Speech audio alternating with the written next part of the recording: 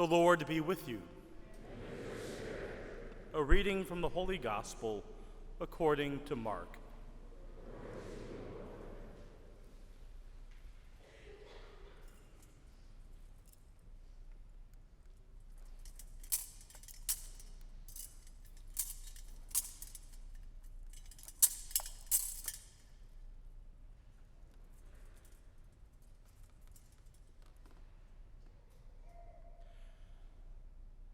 A leper came to Jesus and kneeling down begged him and said, "If you wish, you can make me clean."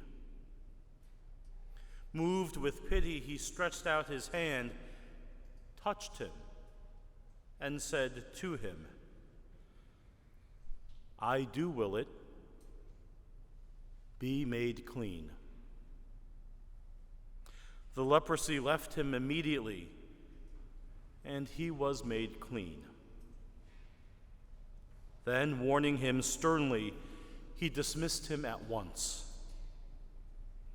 He said to him, "See that you tell no one anything, but go, show yourself to the priest, and offer for your cleansing what Moses prescribed.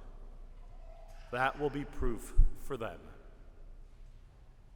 The man went away and began to publicize the whole matter. He spread the report abroad, so that it was impossible for Jesus to enter a town openly. He remained outside in deserted places, and people kept coming to him from everywhere. The Gospel of the Lord.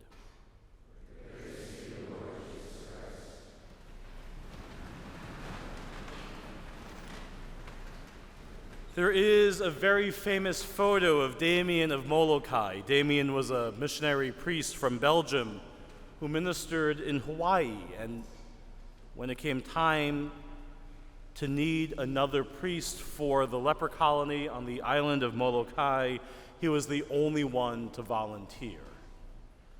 This missionary task was no ordinary missionary task.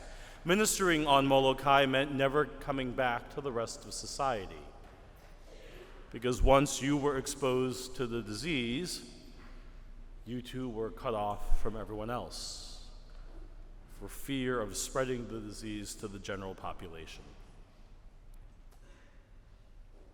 The colony that St. Damien entered was one that was full of hopelessness and, frankly, lawlessness.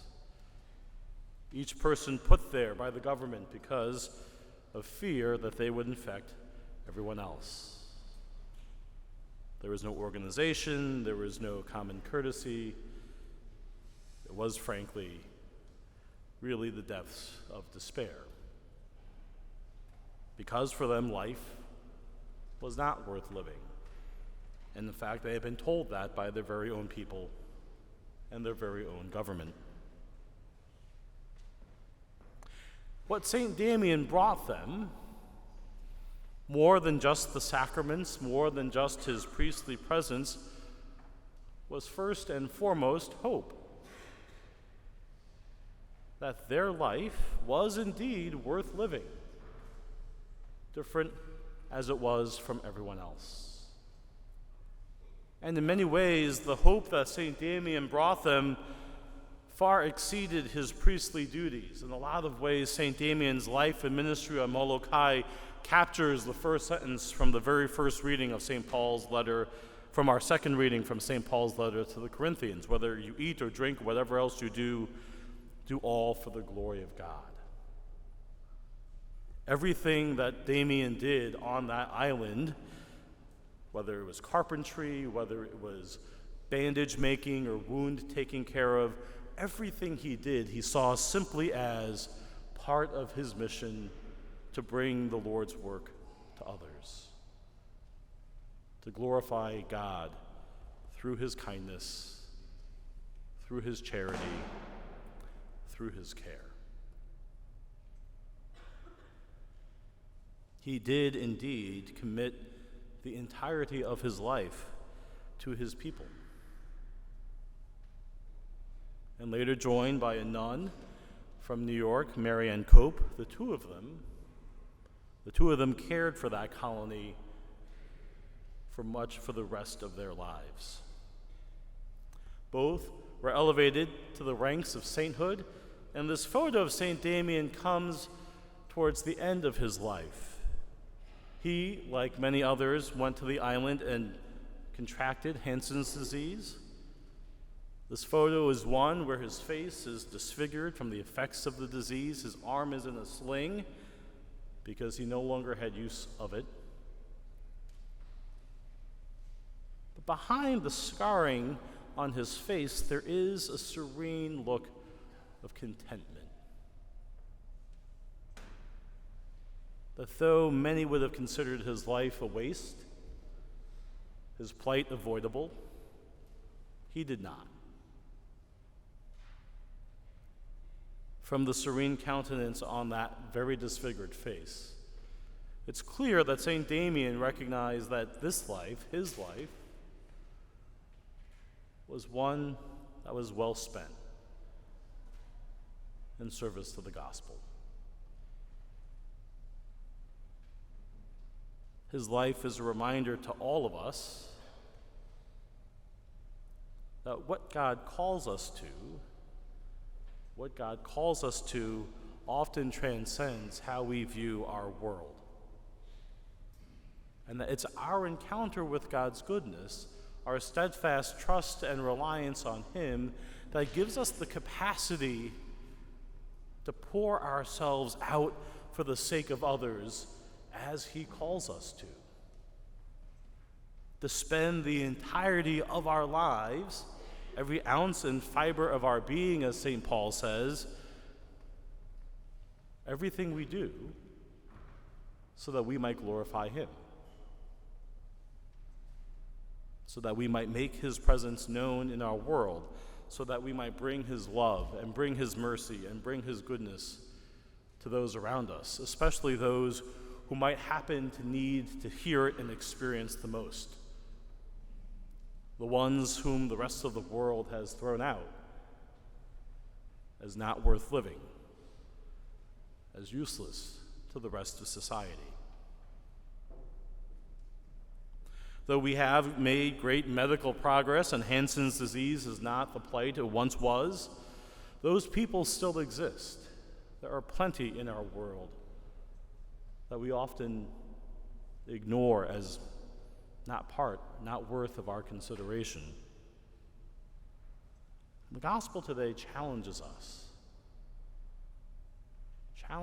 to ask ourselves who those people might be.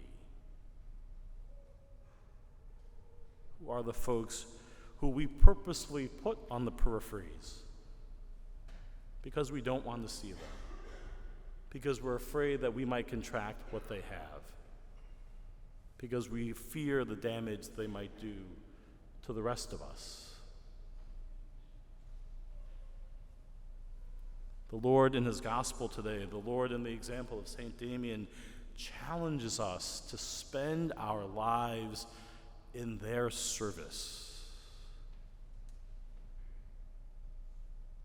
Whether you eat or drink or whatever you do all for the glory of God. If our life is to glorify God, if our gifts, our talents, our resources are to be spent glorifying Him, part of that glorification means being attentive to the needs of others, being attentive to those left behind by the rest of society, being attentive to the ones that we would prefer to ignore. Doesn't mean you have to spend the rest of your life in the leper colony. It doesn't mean that your life will look like St. Damien's or St. Mary Ann Cope's. But it does mean that the gospel compels us as Christians to be attentive to the fact that those realities still exist. And to think about how God is calling us to use that which we have, the gifts and resources that we have, our education, our vocations, our professional careers, how we can use the realities of those day-to-day goods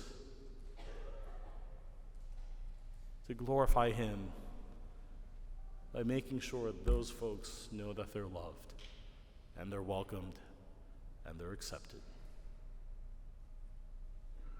And so, as the Lord comes to us today and brings his healing to us in the gift of the Eucharist and his body and blood and soul and divinity, as the Lord makes us clean in this most holy sacrament,